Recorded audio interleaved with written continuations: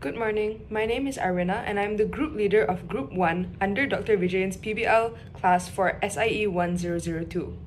Today, my groupmates and I will be presenting our poster titled Determination for Conservation.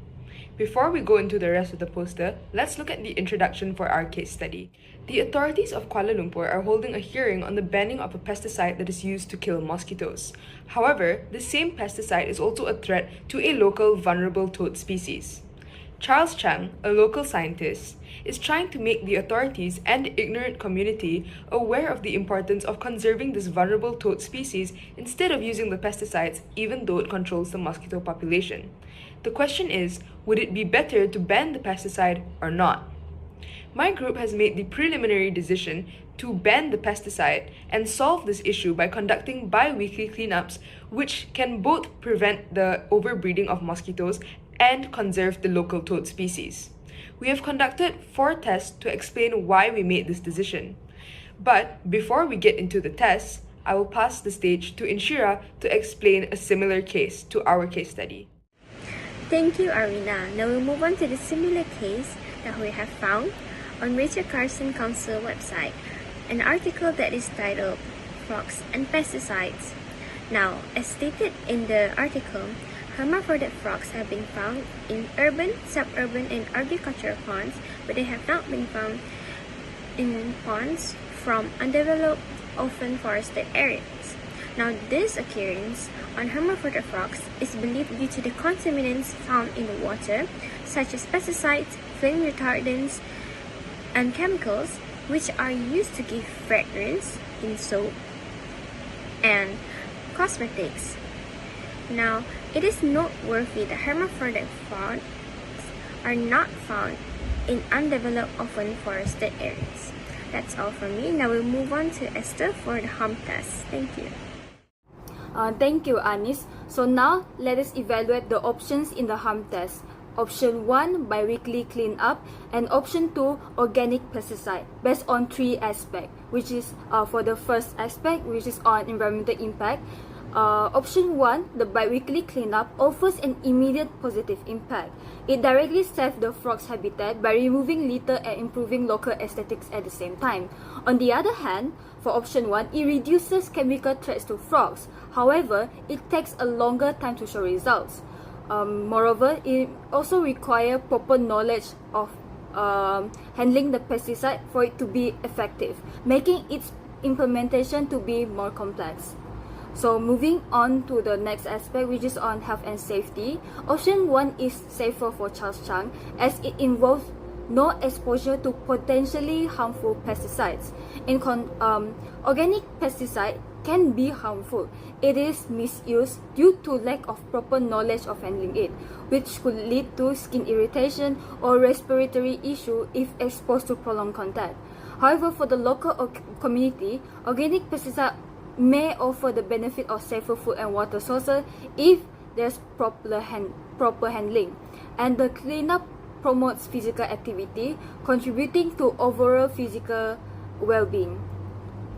For the next aspect, which is in terms of cost and resources, Option 1 is highly cost-effective because it uses basic tools and existing resources like cleaning materials, which can be easily found in every home, making it cheaper for local authorities to support and monitor. In contrast, Option 2 requires initial costs for purchasing organic products, and it may need adjustment to the community's budget to ensure the transition is successful. This makes Option 2 less budget friendly as compared to Option 1, especially in the long term. That's all from me. Now I shall pass the mic to Akmal on faith test. Thank you. Thank you, Esther. Now for the faith test. From the Islamic perspective, in Surah Al-Furqan, verse 63 in the Quran, Allah described the true servants of the most compassionate are those who walk humbly on this earth.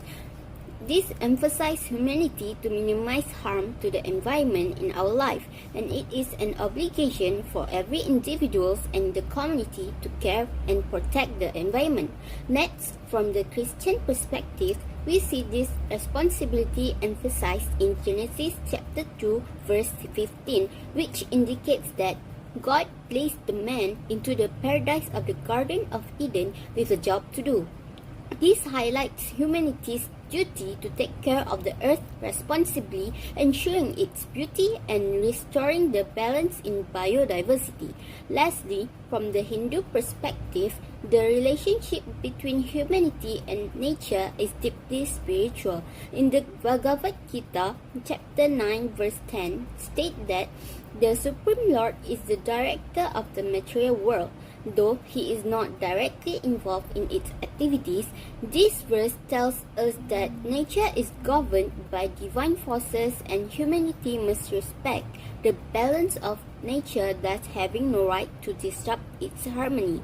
That's all from Fake Test. Now I'm passing the mic to Anis Inshira to explain about professional tests.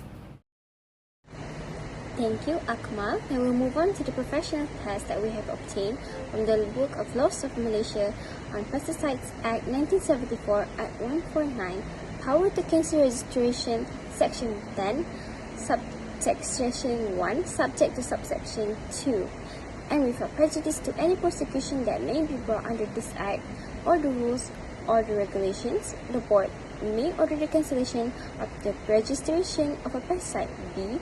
If the Board finds it is undesirable that the pesticide should continue to remain registered owing to its toxicity, inefficiency, or adverse effects on human beings, animals, plants, fruits, or property.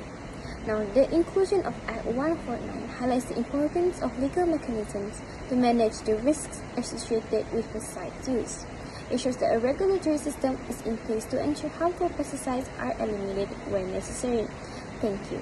Now we'll move on to Siti Aisha. Thank you, Inshira. So now I will be presenting the last test, which is the publicity test. So we all agree to choose the first option, which is bi-weekly cleaning up the housing area.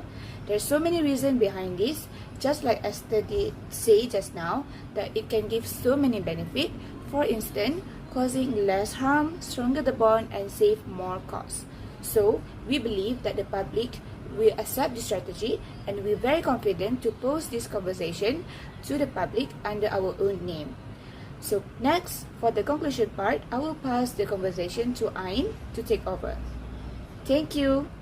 In conclusion, according to all the 4 tests which we had done, it is now obvious that we are all agree that the first option, which is bi-weekly cleanup, is the best option to replace the usage of chemically harmful pesticide. However, awareness of the biodiversity is important, but we need a professional approach to spread them to the public and authorities. The authorities need to create an alternative to the problem instead of directly banning them. As a community, we also need to work together to find ways to eradicate the mosquito population, such as taking care of the public cleanliness. At the end of the day, prevention is always better than cure. And now, I will pass the presentation to Arwina to wrap up our discussion. Thank you. All the references we have used can be found in the QR code in our slides. Before we end our presentation, my group and I would like to express special thanks to our PBL lecturer, Dr. Vijayan, alongside the other lecturers for this module, SIE1002, including Dr. Lau Beng Fai, Dr. Fikri, Dr. Sarah, Dr. Muhammad Zuhairi, and Dr. Muhammad Rasul for guiding us through the process of making this poster. We would also like to acknowledge the hard work of this group's members, as we would not have been able to complete the poster and presentation without everyone's full cooperation. With that, we end our presentation. Thank you.